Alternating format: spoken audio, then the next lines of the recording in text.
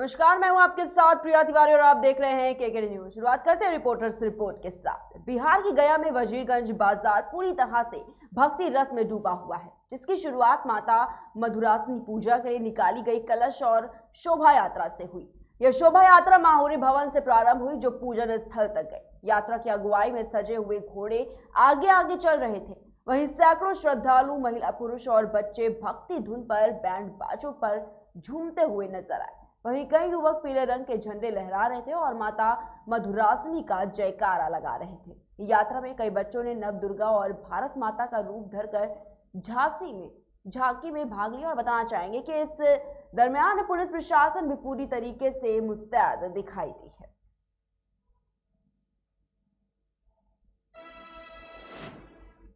खबर हरियाणा के पुन्हाना से, जहां पर नगर निगम की लापरवाही सामने आई है। आपको बताना चाहेंगे कि पुन्हाना में छतरी वाले मंदिर के सामने नगर निगम साफ सफाई का जरा भी ध्यान नहीं रख रहा है।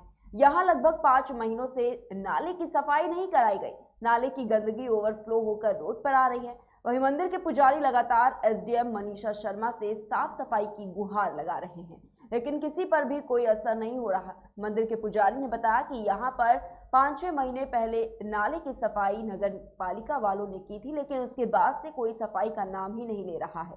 वहीं नवरात्रि भी शुरू हो रही है और अब भक्तों की भीड़ ज्यादा होने वाली है। ऐसे में अगर मंदिर के आसपास साफ सफाई नहीं होगी तो भक्तों को भारी दिक्कतों का सामना करना पड़ सकता है। 2-3 बार शिकायत करी, लेकिन प्रशासन कुछ इधर सफाई वगैरह कुछ करती नहीं है। किससे कहा था आपने? नगर पालिका वालों से? जी, नगर पालिका वालों से भी कही है। क्या कहते हैं? वो बोलते हैं हो जाएगी बाबा। और अभी त्योहार भी आ रहे हैं जी, ये रामनवमी आ रही है और ये जन्माष्टमी, ये नवरात्रि वगैरह आ रही हैं जी। तो यहाँ काफ़ी गंदे। हम प्रशासन से मांग करते हैं कि हमारे मंदिर के यहाँ से ये सफाई करी जाए। पूरी एकदम से नालियाँ गंदी हुई पड़ी हैं। कितना टाइम हो गया निकले इनको निकले तो हमको लग रहा है कि 5-6 महीना हो गए कम से कम। अच्छा, वार्ड नंबर 10 में है ना? जी। अच्छा। तो आपकी प्रशासन से मांग है कि ये हमारे यहाँ से सफाई हो। सफाई यहाँ से करी जाए, ये बहुत गंदा हो रहा है जी। यही हम सब लोगों से मांग करते हैं। वहीं पुन्हाना में श्री खाटू श्याम बाबा का विशाल जागरण किया गया, जिसमें दूर दराज से आए कलाकारों ने अपने कलाकारी का प्रदर्शन दिया। कलाकारों ने मनमोहक भजनों से भक्तों का मन मोह लिया और भक्तों को भजनों पर झूमने के लिए मजबूर कर दिया। सभी भक्तों ने मिलकर जोरदार तैयारियों के साथ बाबा के जागरण की शुरुआत की और शहर के आसपास के गांवों से आए हुए भक्त पूरे पंडाल में बाबा के भजनों से मगन दिखाई दिए।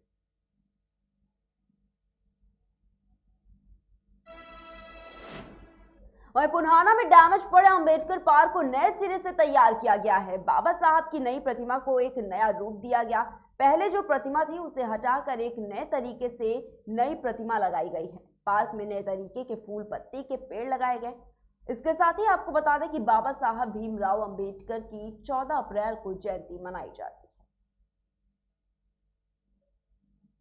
है। सबसे पहले इस पार्क में इसका बहुत बुरा हाल था, लेकिन समाज ने इसका सहयोग करके इसका जीर्णोद्धार करने का निर्णय लिया है और समाज के सहयोग से अब इसमें नया गेट बनवाया जा रहा है। साथ ही जो पहली मूर्ति थी उसको बदलवा के, वो खंडित हो चुकी थी, उसको बदलवा के नए सिरे से मूर्ति लगवाई जा रही है। और मूर्ति के ऊपर पहले छत भी नहीं थी, तो अब की बार हम छत भी बनवा रहे हैं और पार्क का पूरी तरह से जीर्णोद्धार करने की हमारी कोशिश है।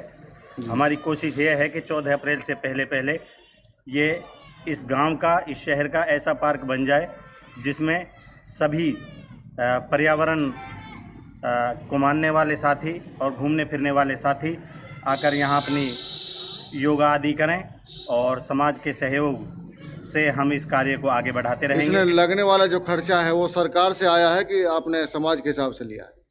इसका सभी खर्च अभी तक हमारे समाज ने ही किया है। हालांकि हमने एक सोसाइटी बनाई हुई है, doctor BR Ambedkar education and social development society, लेकिन वहां से अभी तक हमें कोई फंड नहीं मिला है। जितना भी ये फंड है सभी समाज से कलेक्शन करके लगाया जा रहा है। जैसा भी जिसके हैसियत है उसने अपना वैसा हमें पूरा दान दिया है। 22 तारीख को खबर बिजनौर से है, जहां पर पुलिस के हाथ एक बड़ी सफलता लगी है। जहां पुलिस ने 4 दिन पहले की गई 4 वर्षीय बच्ची की हत्या का खुलासा किया है। पुलिस ने हत्या में शामिल एक आरोपी को भी गिरफ्तार कर लिया है और पूछताछ कर जेल भेज दिया है। वहीं पुलिस की पूछताछ में सामने आया है कि आरोपी युवक की संतान न होने से वो काफी परेशान था। आरोपी युवक को किसी ने बताया कि अगर एक बच्चे का कत्ल कर दिया जाए तो उसे संतान सुख की प्राप्ति होगी, तो आरोपी ने इस बच्ची का कत्ल कर दिया और फरार हो गया। वहीं बिजनौर एसपी डॉक्टर धर्मवीर सिंह ने इस मामले का खुलासा कर एक प्रेस कॉन्फ्रेंस करके इस पूरे मामले की जानकारी दी है। 22 तारीख को एक 4 वर्षीय बालिका अकबरपुर देवमन थाना नहटौर की अपने गांव से थोड़ा ही बाहर स्कूल के पास से खेलते समय गायब हो गई थी। 8 बजे, फिर किसी ने कहा 9 बजे देखा, 10 बजे देखा, फिलहाल प्रातः गायब हो गई। गांव वालों द्वारा दिन भर ढूंढा गया, नहीं मिली। पुलिस की सूचना मिली, 363 IPC का अभियोग पंजीकृत किया गया। सर्च अभियान जारी किया गया। क्षेत्राधिकारी SP पूर्वी के नेतृत्व में बालिका नहीं मिली। दूसरे दिन 23 तारीख को लगभग 9 बजे के आसपास बालिका बरामद हुई, एक कपड़े में लिपटी हुई हालत में। पुलिस ने गहनता से छानबीन किया, कई टीवी लगाई गई SP पूर्वी के नेतृत्व में। ये मालूम हुआ कि यह कपड़ा कई लोगों ने पहचाना कि अर्जुन के घर का है। फिर अर्जुन को शक्ति से पूछताछ किया गया तो एक ज्ञात हुआ कि उसको 8 साल से बच्चा नहीं हो रहा था, शादी हो चुकी थी। तो कुछ लोगों की सलाह पर उसने एक जघन्य कृत्य किया है, इस बालिका को मौत के घाट उतारा, जिससे उसको बच्चा पैदा होगा, ये उसकी भ्रांति थी। पुलिस ने उसे गिरफ्तार किया है, विधिक कार्रवाई करके जेल भेजा जा रहा है। अन्य सुसंगत साक्ष्य। खबर तेलंगाना से है, जहां पर नामपल्ली के पास कांग्रेस महिला मोर्चा ने महंगाई को लेकर जमकर विरोध किया है। उनका ये कहना है कि महंगाई के इस दौर में केंद्र सरकार गैस, पेट्रोल, डीजल आदि पर आए दिन पैसे बढ़ा रही है, जिससे गरीब का जीना और भी मुश्किल होता जा रहा है। वहीं केंद्र सरकार जब तक महंगाई को कम नहीं करती है, तब तक कांग्रेस का प्रोटेस्ट जारी रहेगा। आपको बता दें कि प्रोटेस्ट कर रही कांग्रेस नेत्रियों को पुलिस ने गिरफ्तार कर लिया है।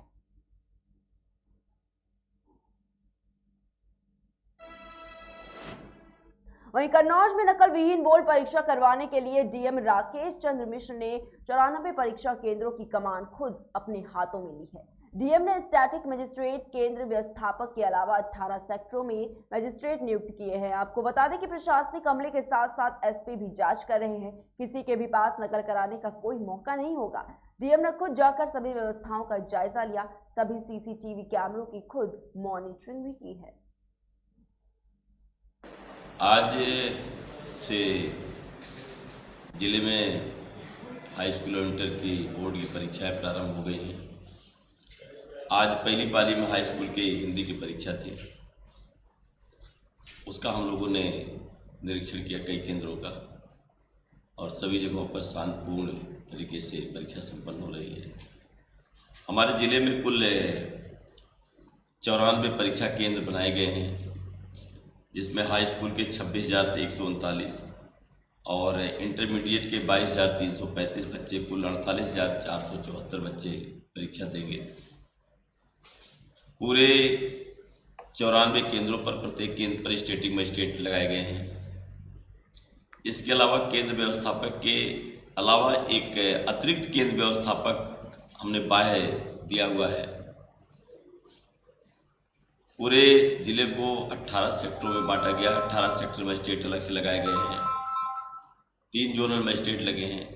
इसके अलावा और जो जिले के हमारे वरिष्ठ अधिकारी हैं, ADM, CDO, सभी लोग परीक्षा को शांतिपूर्ण संपन्न कराने के लिए कटिबद्ध हैं।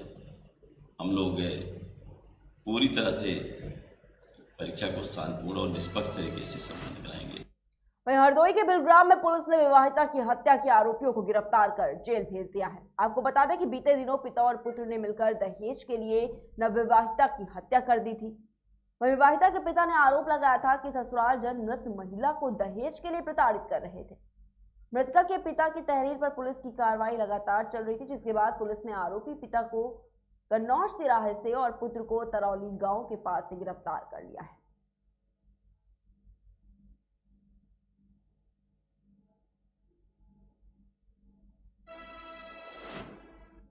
खबर काशीपुर से है, जहां वसुदेव समिति और आईजीएल काशीपुर के द्वारा संचालित सिलाई प्रशिक्षण के तीसरे चरण का समापन हुआ। तीसरे चरण में 30 महिलाओं के द्वारा सिलाई प्रशिक्षण प्राप्त किया गया। आपको बता दें कि अभी तक आईजीएल काशीपुर के सहयोग से वसुदेव समिति ने 90 महिलाओं को सिलाई प्रशिक्षण दिया है।